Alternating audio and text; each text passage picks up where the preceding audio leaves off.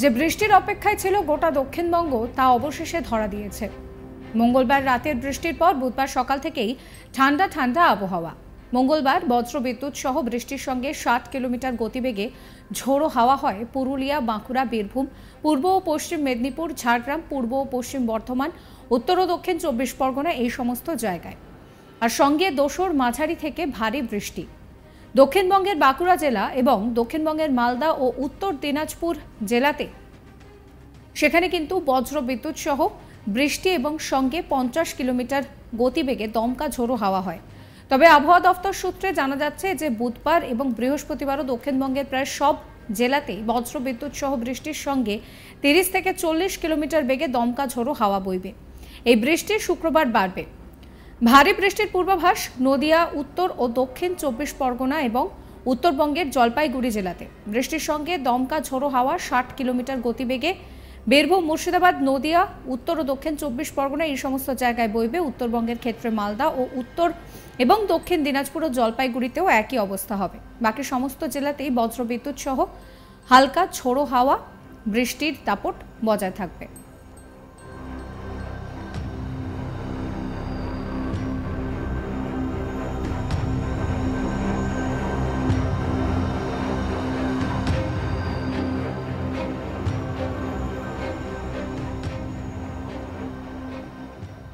আপনাদের শোনাবো আবহবিদ সোমনাথ দত্ত এই নিয়ে কি বলছেন। এন্টার 5 ডেজে সাউথ বেঙ্গলের সবকটি জেলাতে light to moderate rain with thunder activities all ডিস্ট্রিক্টসে। আর আপনার হচ্ছে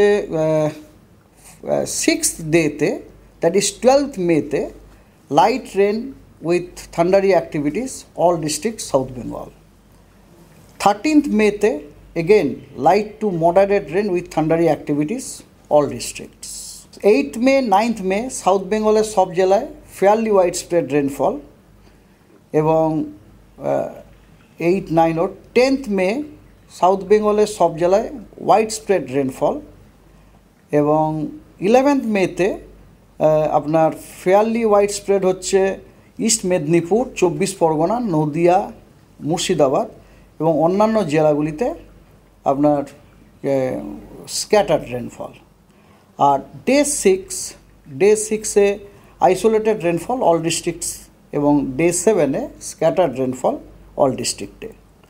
ঠিক আছে। আর নর্থ বেঙ্গলে আপনার আজকাল পরশু সব জেলাতে ফেয়ারলি ওয়াইড স্প্রেড রেনফল এবং ডে 4, দ্যাট ইজ আপনার 10th May widespread rainfall, 11th May scattered rainfall, 12th May isolated and scattered, কোথাও আইসোলেটেড কোথাও স্ক্যাটার্ড হচ্ছে ওই উত্তরের যে 5টা জেলায় সেখানে, অন্যগুলিতে আইসোলেটেড। উত্তরবঙ্গতে এগুলো তো আপনার যেটা বললাম স্ক্যাটার্ড বা আইসোলেটেড হচ্ছে স্পেশাল কভারেজের ব্যাপার। এবার আমি যদি ইন্টেন্সিটি অনুযায়ী বলি তাহলে ডে 1 থেকে ডে 5-এ light to moderate rain with thundery activities. 12 তারিখে light rain with thundery activity, 13 তারিখে again light to moderate rain with thundery activities. একটু সামনের দিকে দেখুন।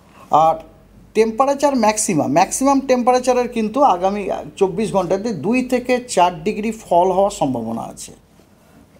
তারপরে আর কোনো লার্জ চেঞ্জ নেই ম্যাক্সিমাম টেম্পারেচার। আর মানে এই মুহূর্তে আপনারা যে জিজ্ঞেস করছিলেন না হিট ওয়েভ, এই মুহূর্তে ম্যাক্সিমাম টেম্পারেচার বাড়ারই কোনো সম্ভাবনা নেই। এই মুহূর্তে আপনার ম্যাক্সিমাম টেম্পারেচার কমছে আর 24 ঘন্টা আগামী 24, তারপরে নো লার্জ চেঞ্জ, মানে তারপরে আর বাড়ছেও না কমছেও না আর কি। ঠিক আছে।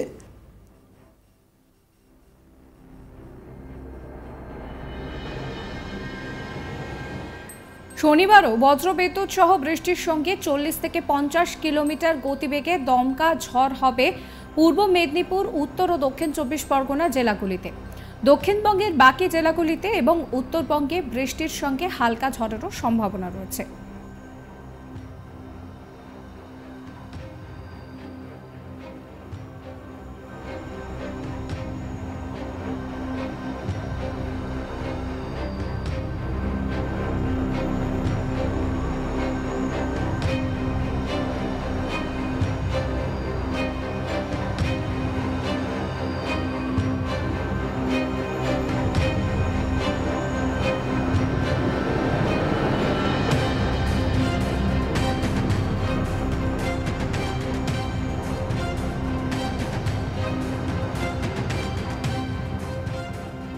আপনাদের শোনাবো সোমনাথ দত্ত আবহবিদ আরও কি বলছেন।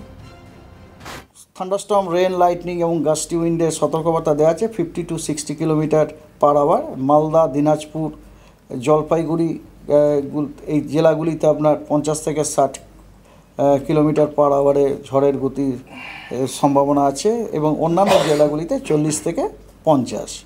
এবং পঞ্চম দিন 11 তারিখে আপনার এগেন থান্ডারস্টর্ম, রেন, লাইটনিং এবং গাস্টি উইন্ড 30 থেকে কোথাও 30 থেকে 40, কোথাও 40 থেকে 50 কিলোমিটার পার আওয়ার এর সতর্কবার্তা দেওয়া হচ্ছে সাউথ বেঙ্গলে, নর্থ বেঙ্গল।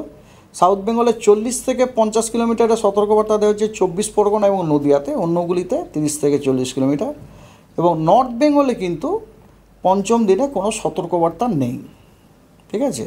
তার মানে দেখতে পাচ্ছি আগামী 5 দিন আমরা দক্ষিণবঙ্গের প্রত্যেকটা জেলাতেই থান্ডারস্টর্ম, রেন, লাইটনিং এবং গাস্টি উইন্ডের আমরা পেতে পারি। কখনো গাস্টি উইন্ড স্পিড 30 থেকে 40, কোথাও 40 থেকে 50, কোথাও 50 থেকে 60 এবং নট অনলি দ্যাট কোনো সময় আমরা হেভি রেনও পেতে পারি আর কি।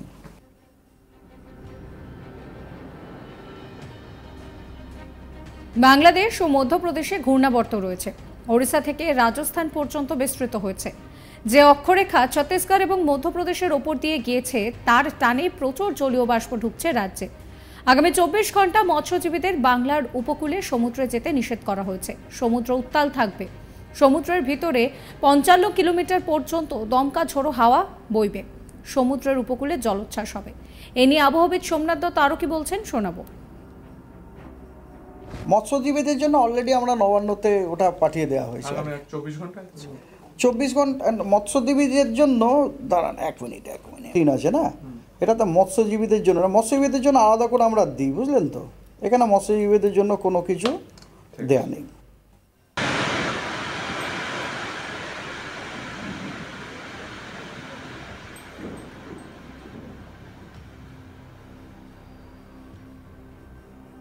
যে বৃষ্টির অপেক্ষায় ছিল গোটা দক্ষিণবঙ্গ তা অবশেষে ধরা দিয়েছে।